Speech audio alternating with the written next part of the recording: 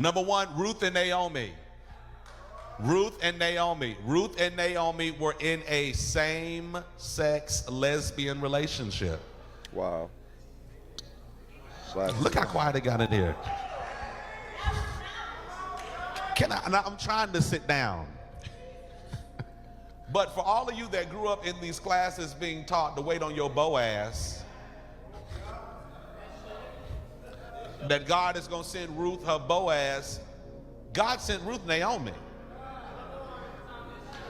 When you read the vows and the covenants that they made with each other, they are vows that we still use today in marriage ceremonies. She said, wherever you go, I will go. Your God will be my God. There are even references, and I don't have time to do this. We don't do this in this teaching. We have a teaching where we do break down these scriptures. Wow. But there are references that demonstrate that they had a sexual relationship. I'll even take it further. For all of y'all that talking about some Ruth and Boaz are the examples of for single women. Ruth got Boaz drunk. Ruth got Boaz drunk, had sex with him for the sake of having a baby. And in the text, it does not say Ruth and Boaz's baby. It says Naomi's baby. Boaz was a sperm donor. The fact that this is even a debate shows how far in the last days that we really are.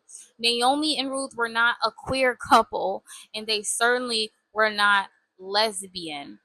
Naomi and Ruth is a story of devotion. It says in chapter 3 of Ruth, verses 3 to 4, it says this: Naomi had told Ruth to wash, put on perfume, and get dressed in your best clothes. She's setting Naomi up.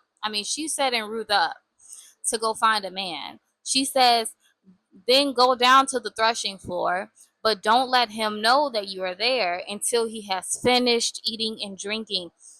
Ruth did not get Boaz drunk. It says Boaz didn't even know she was there until he finished eating and drinking, and he was sleeping.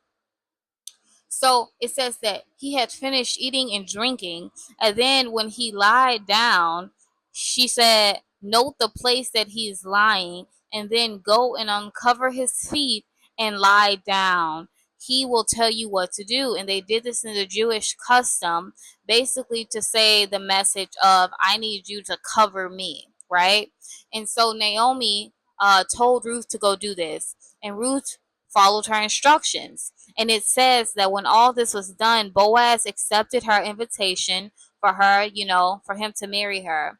And it says that in verse 10, he says, I have also acquired Ruth, the Moabite, Michlon's widow, because Ruth was a widow, as my wife. They were married, not Naomi and Ruth. Then it says in verse 13, so Boaz took Ruth, and she became his wife.